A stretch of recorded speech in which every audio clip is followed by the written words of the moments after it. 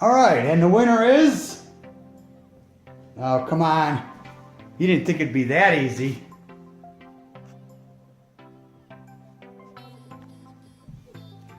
Hey guys, going to be talking a little bit today about oil, specifically 4T oil for your motorcycle. What I ride is a CBR 1000RR 2014, and I've got a lot of experience over a lot of years of high performance cars and racing and all that kind of stuff. I never felt the need or the desire to do a video on oil, because I really just hadn't found the perfect one. Well, now I've found it. So we'll start off with this oil here is Mobil 1 extended wear. It has a few additives that are supposed to cling better to your engine components, give you extended performance out of the oil. I've run that oil in everything from normally aspirated professional race cars to high pressure turbo applications. It's a fantastic oil.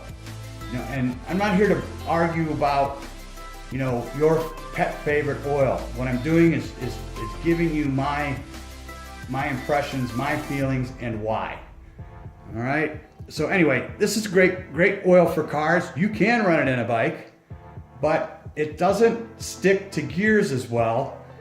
And then, and therefore, for instance, in your clutch doesn't shift as, you don't shift as well when you're shifting, because in most of our sport bikes we have wet clutches. In a Ducati or something with a dry clutch, I don't know.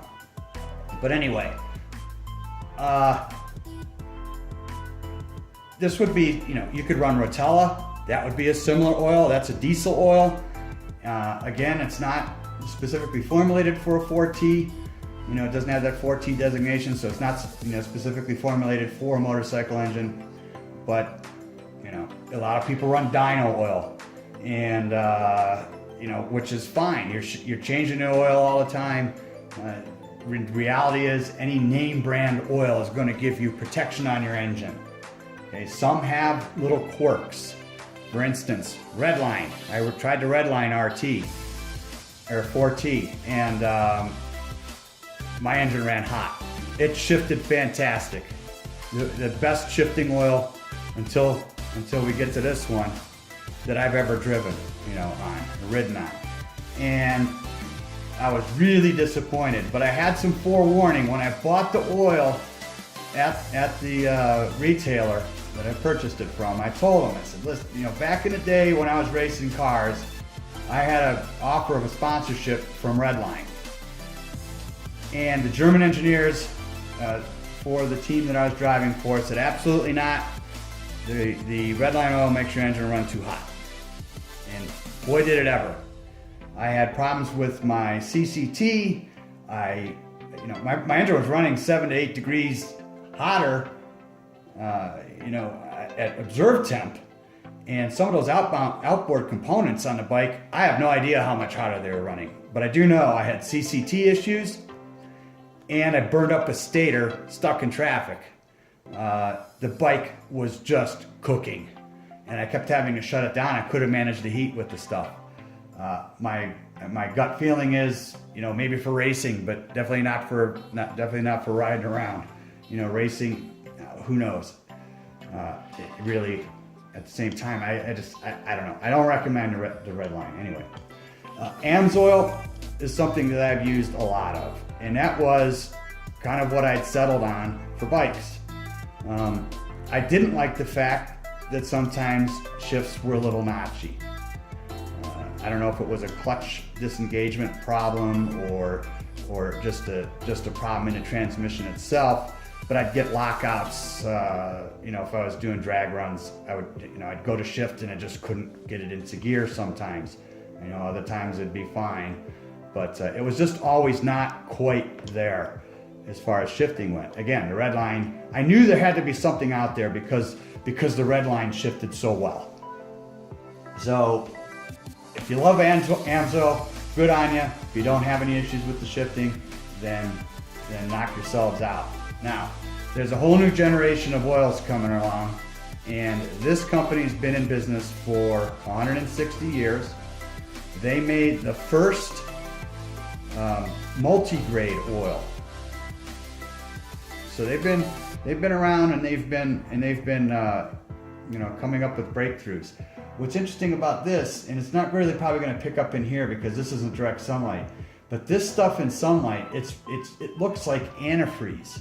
If you get a couple drops on the ground or something like that, it looks like a thick syrupy antifreeze. It glows, it fluoresces yellow. Pretty amazing, to look at it. It's just so different than anything else. I do want to say one thing about another oil.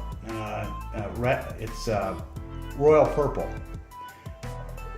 The go-to source, if you're trying to figure out what oil is what on the internet, for instance, is Bob is the oil. It's either Bob's the Oil Guy or bobsoilman.com. Can't remember. You'll figure it out.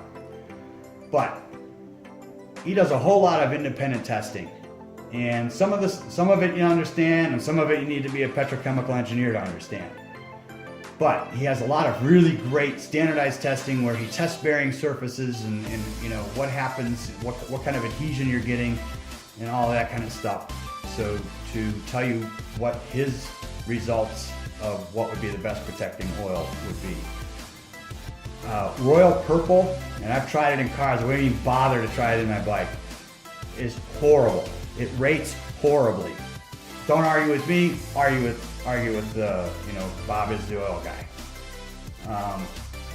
It just doesn't protect on varying surfaces. And with that knowledge, I said, there's just no way. I didn't even bother to try it in the bike. It creates more horsepower in a lot of situations. That's because it doesn't stick, to the components. This double ester component, or this double ester oil, is designed specifically to bond to and stick to metal components. It's going to give you better protection. So before I tell you exactly what this is, and some of you guys are going to know already because I've given enough information on it.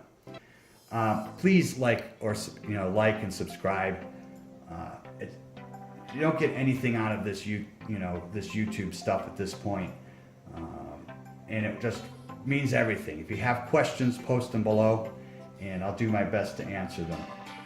But anyway, here is the big reveal. Motul 300V 4T. Like I said, I haven't run into anything that shifts this well. The rating on this online was, I believe, in the top 15 of all motor oils ever tested as far as wear were concerned. And in that same testing, it was the top by quite a ways 4T oil. So that's how I found it. I gave it a shot. No one I could find carried it, and so I ended up getting it on Amazon. I think it was about $60 for the gallon, or just over a gallon anyway. So it's in the same ballpark price as AMSOIL. So it is. I mean, it's not cheap, but it's really not that much more expensive than anything else either. And for me, it's worth it. It's got this great little pull top too. That I have it screwed on, but you pull it up. It's got a great little spout on it. Another thing I liked is when pouring, it was easy to hold on to. So this kind of, that doesn't matter. I could care less about that. But that they designed their container like that, they've really put a lot into this oil. And this is what I'm going to be running from now on because I am that impressed. And I know you will be too. So leave your feedback, like, subscribe, and thank you very much for watching.